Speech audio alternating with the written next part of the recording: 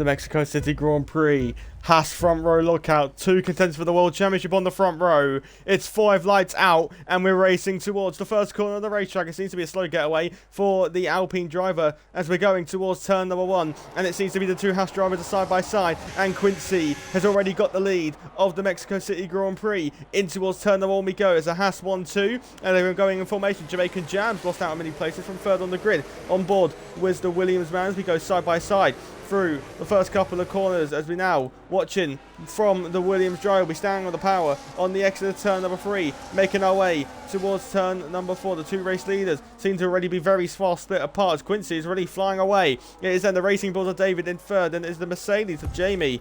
It goes a bit deep there, but the race leaders are very close, and the race leaders are side by side as towards the S section we go. That no one wants to back out of it, but Cody Matic will have to back out of it as off the road goes his teammate, and through goes the championship leader as round goes Quincy and the Haas pair collide. The 2 Haasses have come together, and the 2 rivals for the titles collide, and the man second in the World Championship takes the lead of the Mexico Grand Prix. Cody Matic, our pole sitter, down to third. The 2 Haas drivers, it was going to happen eventually. The 2 rival for the titles in the same team have come together, and Cody Matic is now down to third, and Quincy all the way down in P11.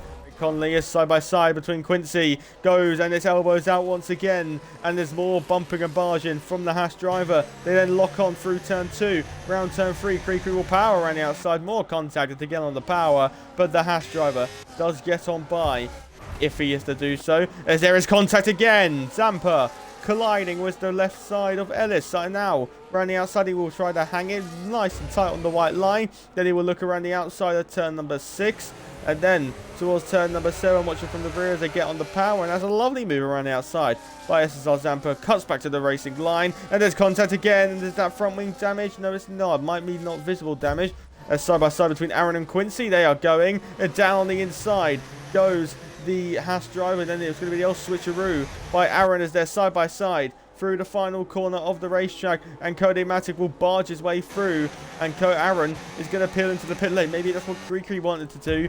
This will give Cody Matic time to gain through turn 2 and then turn 3, but has a major slide on the exit as towards turn 4 we go.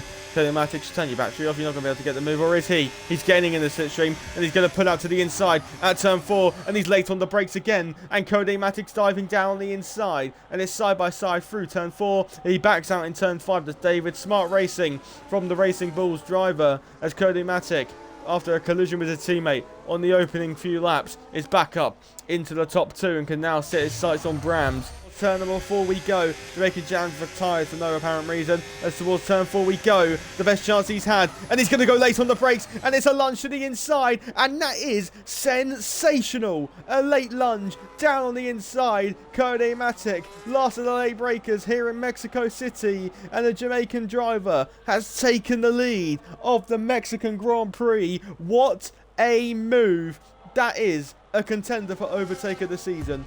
Smoking Ash is pulled out past Creakery, but Creakery late on the brakes. Contact between the front wing and the side pod, and all wheel banging between the pair of them as Ash picks up a penalty. He can probably get that removed if he appeals it, but Creakery did not want to give that one up.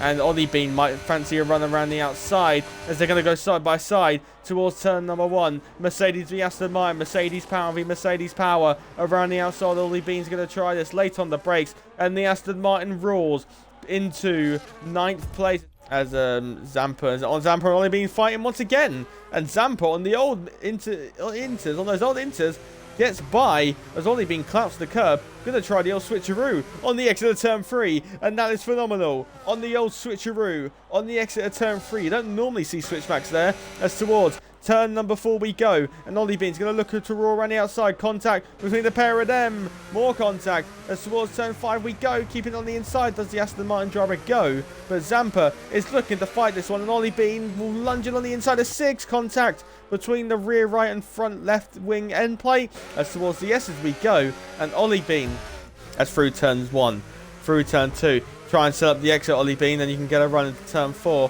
on those fresh inters which have done 18 laps less compared to the others, as there is yellow flags for the Ollie Bean diving on the inside. having a little look as Jamie Dwyer was getting out of the way of the lap traffic. That was the yellow flag. Ollie Bean going to try the old switcheroo, and this time he's got the inside for 6, and through turn 6, 7 we go with Ollie Bean standing on the power, and he's got by Zampa finally. Turn number 1 as Quincy sliding on the exit of the final corner, and Craig Conley will look to try and defend this, and he's gaining, it's Quincy, he's got lower wings, he's gaining on the slipstream of Craig Conley, and he's going to pull out to the inside, and the man third in the World Championship trying to do a damage limitation race as down the main straight we go. But once again, Lanky is so close, and this time, is this finally the time for Lanky into turn 1? You would think the slipstream would be helping him out somewhat, but actually, Anx is to the inside, and Anx is through, and Craig Conley's under pressure from the Mercedes as well. Craig Conley will fight this round the outside at turn 1. It'll be the inside for 2, the outside for 3, and is shuffled wide, but now Lanky can get on the power, and maybe going for a switch back on the pair of them. Lanky's trying to. Towards turn 4, the Mercedes man will now dive in on the inside. We'll have a look, but won't be able to do so. Commentator, the championship leader. It's his first race as the championship leader. He's given us a sensational performance, and in the soaked Mexico City Grand Prix in the gloomy skies, it will be a bright day for Commentator, who wins the Mexico City Grand Prix ahead of Brams and Danger David.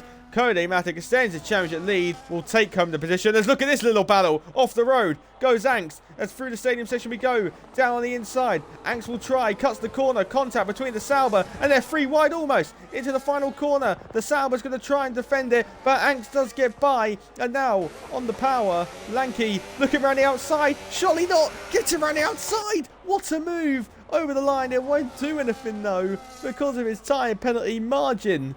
36 laps on a set of intermediates along with Craig Conley and SSR Zampa.